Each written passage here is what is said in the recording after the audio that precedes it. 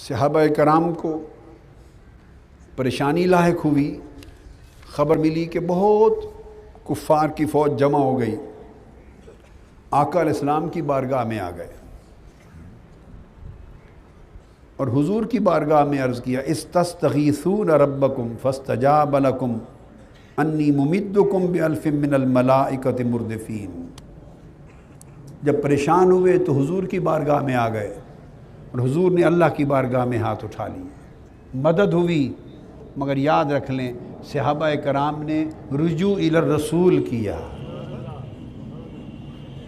اور حضور نے رجوع الی اللہ کیا۔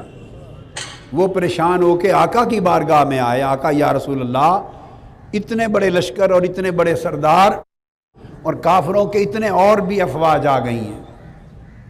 پریشان ہو کے حضور کی طرف آئے۔ یہاں ایک بڑا خاص نقطہ بتا رہا ہوں، یعنی انہیں اپنے کم ہونے اور کمزور ہونے کا احساس ہوا تو دوڑے حضور کی طرف۔ قرآن مجید کی سورہ آل عمران میں ایک جملہ آیا ہے، فرمایا وَلَقَدْ نَصَرَكُمُ اللَّهُ بِبَدْرٍ وَأَنْتُمْ أَذِلَّةٌ۔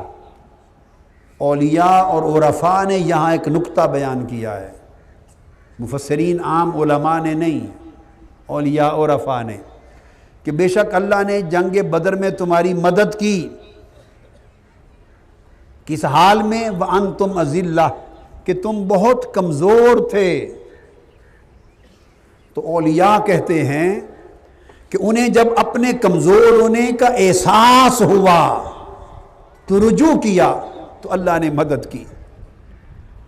تو اولیاء راز بتاتے ہیں کہ اللہ کی مدد چاہو، طاقت چاہو تو اپنے کمزور ہونے کی معرفت پیدا کرو۔ ہائے ہائے ہائے، جانو کہ کمزور ہیں ہم، کچھ نہیں، پھر مدد کرے گا۔ اگر علم چاہو تو اپنے جاہل ہونے کا یقین پیدا کرو۔ اگر عزت چاہو تو اپنے حقیر اور کمینہ ہونے کا یقین پیدا کرو کہ میں تو حقیر ہوں، پلید رتبہ ہوں، گناہگار بدکار سیاہکار ہوں، کچھ نہیں ہوں، بے عزت ہوں۔ جب اپنی حقارت پر اتنا یقین کرو اور پھر استغاثہ کرو، توجہ کرو، تو پھر وہ عزت دیتا ہے۔ اپنی جہالت کا اتنا یقین کرو کہ مجھے تو کچھ معلوم نہیں۔ جہالت کا جب یقین ہو اور پھر رجوع کرو تو علم دیتا ہے۔ اپنی محرومی اور محتاجی کا یقین کرو اور پھر احتجاج کے ساتھ توجہ کرو، مدد مانگو تو وہ فراخی دیتا ہے۔ اپنی گناہگاری کا یقین کرو اور پھر رجوع اللہ کرو تو وہ درجہ اور تقویٰ دیتا ہے۔ اللہ کی ناراضگی اور نافرمانی کا اپنی زندگی کے بارے میں یقین کرو تو اللہ اپنی رضا کی مدد عطا کرتا ہے۔ فرمایا ازداد سے مدد ملتی ہے۔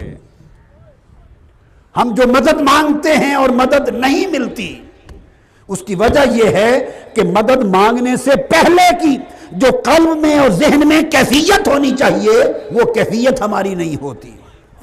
ہم گو مگو ہوتے ہیں، ہمارا دھیان اپنے مال پر بھی ہوتا ہے اور پھر اس سے دستگیری بھی مانگتے ہیں۔ ہمارا دھیان اپنے علم پر بھی ہوتا ہے اور پھر اس سے علم بھی مانگتے ہیں۔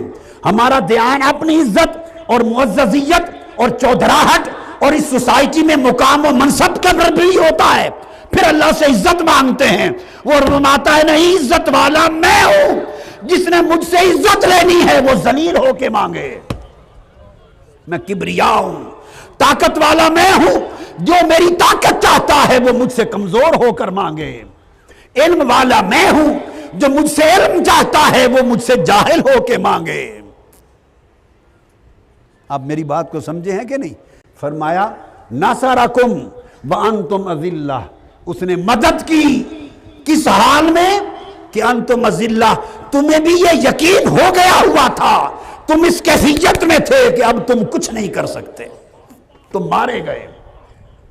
جب انسان اس کیفیت کا یقین پیدا کر لے کہ میں بے دست و پاؤں، میں بے سر و سامان ہوں، اسے اپنے ہونے پر یقین نہ رہے، اپنے اسباب پر یقین نہ رہے، اپنے ذرائع پر یقین نہ رہے، اپنی عزت، اپنی طاقت، اپنا علم، اپنا فن، اپنا ہنر، دنیا میں اپنی حیثیت، سب کچھ جب خاک میں ملا دے، نفی کر دے کہ کچھ نہیں، اور مولا تو نہیں تو میں مارا گیا، تیری مدد رہی تو میں مارا گیا، جب اپنی نفی کر کے بندہ سائل ہوتا ہے تو ناصرکم اللہ بے بدر کا سامان آتا ہے، پھر اللہ کی مدد آتی۔ اور اس کے بعد یہ تو ایک رنگ دیکھا نا، ایک رنگ، اور دوسرا اس کا رنگ، پھر جب اس رنگ میں آئے تو مدد ہوئی۔